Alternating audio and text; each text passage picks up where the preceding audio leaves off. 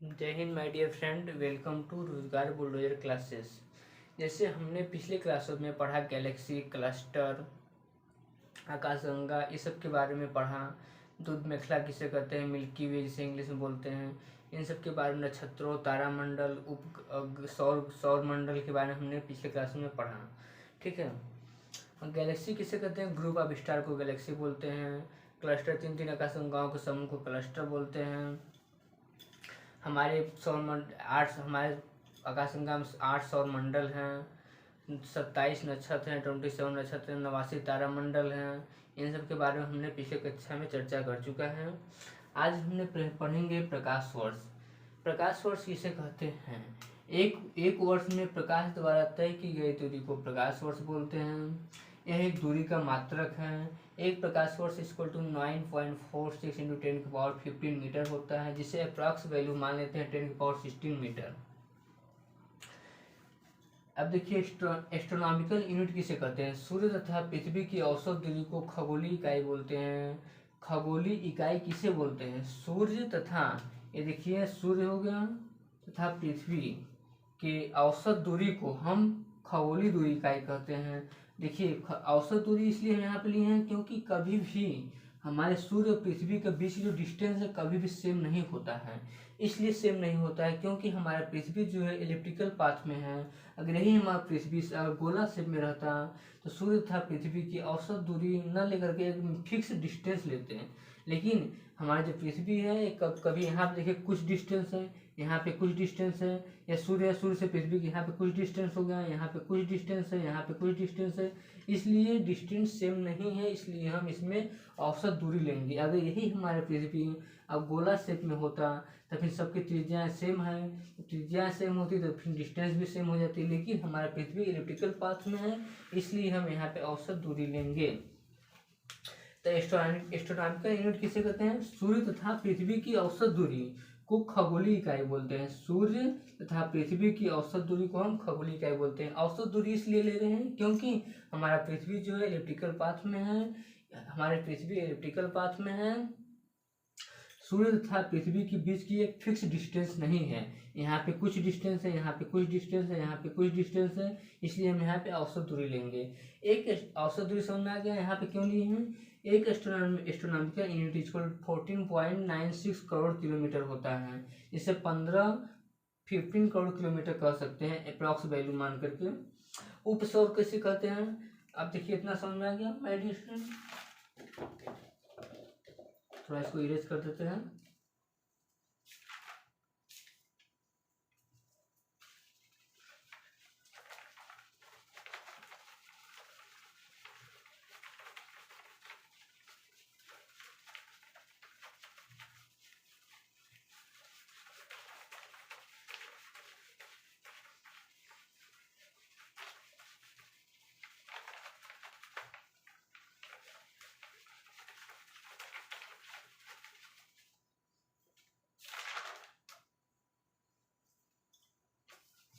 पिछली कक्षा हमने कॉस्मिक ईयर भी पढ़ा था। कॉस्मिक ईयर क्या होता है, कॉस्मिक ईयर कितना होता है, 25 करोड़ होता है। कितना होता है, 25 करोड़ ईयर को हम कॉस्मिक ईयर बोलते हैं, जो कि सूर्य जो है अपनी आकाशगंगा के चक्कर में 25 करोड़ साल लगाती है। सूर्य का जो चाल होता है कितना होता है, 250 किलोमीटर प्रति सेकेंड होता है। हमने पिछली कक्षा में चर्चा कर चुका है। सूर्य की स्पीड कितना होती है, 250 किलोमीटर प्रति सेकेंड होता है। उसके बावजूद भी अपनी आकाशगंगा को उसको चक्कर लगाने में 25 करोड़ साल लग जाता है। अपनी पृथ्वी को अपने सूर्य का चक्कर 365 पर 4 दिन लगाती है। अब देखिए, एक आता है टॉपिक उपसौर। क्या आता है, उपसौर। देखिए ये हमारी क्या होगा, सन हो गया, ये हमारी क्या होगी, पृथ्वी हो गई। ठीक है, ये क्या है, हमारी अर्थ। ठीक है। उपसौर किसे कहते हैं, जब पृथ्वी तथा सूर्य के बीच की दूरी घट जाती है तो उसे उपसौर बोलते हैं। जब पृथ्वी तथा सूर्य के बीच की दूरी घट जाती है तो उसे उपसौर बोलते हैं।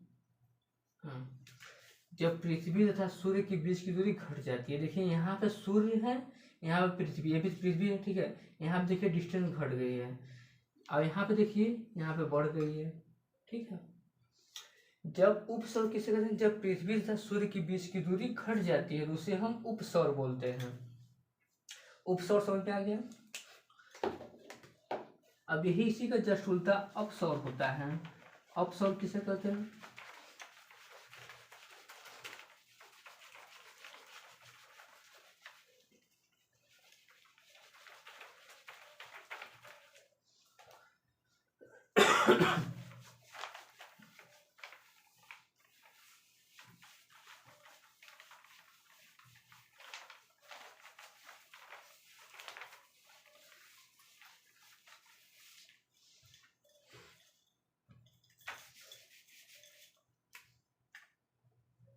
अपसौर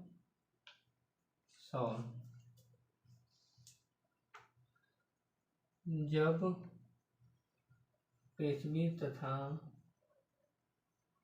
सूर्य के बीच की दूरी बढ़ जाती है तो उसे अपसौर कहते हैं, ठीक है। ये हमारा क्या हो गया? सन। ये हमारी पृथ्वी हो गई। पृथ्वी हमारा हमेशा इलिप्टिकल पाथ में है, इलिप्टिकल पाथ में, इलिप्टिकल पाथ में है अर्थ, ठीक है। जब पृथ्वी तथा सूर्य के बीच की दूरी बढ़ जाती है उसे हम क्या बोलते हैं? अपसौर। यहाँ पे देखिए सूर्य की डिस्टेंस कम है, सूर्य और पृथ्वी के बीच की, यहाँ पे देखिए बहुत ज्यादा है, तो इसको क्या बोलेंगे? अपसौर बोलेंगे, उपसौर बोलेंगे। इसको क्या बोलेंगे? अपसौर बोलेंगे, ठीक है। जब पृथ्वी तथा सूर्य के बीच की दूरी बढ़ जाती है तो उसे अपसौर बोलते हैं। अच्छा देखिए हमारी पृथ्वी जो है, अच्छा ये एक बात तो देखिए, अपसौर तथा उपसौर के बीच की एक टॉपिक, एक एपी साइड क्या होता है? एपी साइड एक इंपॉर्टेंट टॉपिक है।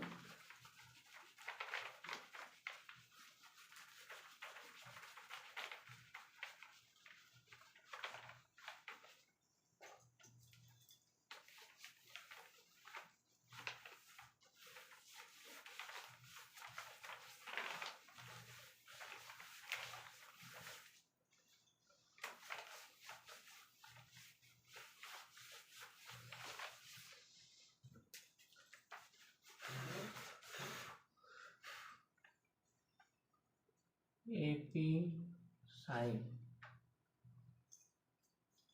उपसौर तथा अपसौर को मिलाने वाली रेखा को एपी साइड कहते हैं। ये हमारा सन हो गया, हमारी पृथ्वी हो गई।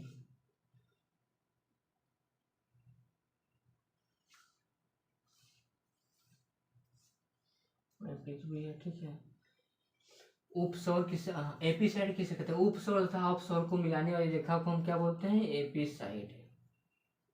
एपी साइड ये भी बहुत इंपॉर्टेंट टॉपिक, कभी कभी हमारे क्वेश्चन जीके में पूछ लेता है कि एपी साइड किसे कहते हैं? उपसौर तथा अपसौर को मिलाने वाली रेखा को हम एपी साइड बोलते हैं। अच्छा देखिए पृथ्वी जो है हमारी, पृथ्वी जो है हमारी 23 23.5 अंश झुकी हुई है, ठीक है, 23.5 डिग्री झुकी हुई है। भारत जो, अच्छा पृथ्वी जो हमारे पृथ्वी जो है 23.5 अंश झुकी हुई है।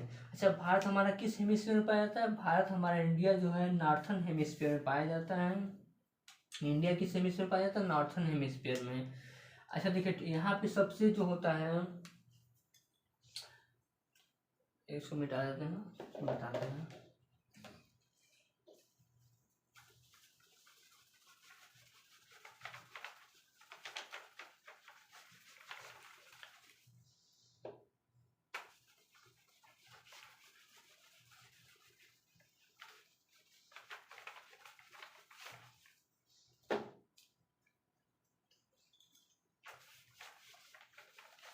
हमारी इंडिया जो भारत है वो किस हेमिस्फीयर में पाया जाता है? नॉर्थन हेमिस्फीयर में, ठीक है माय डियर फ्रेंड।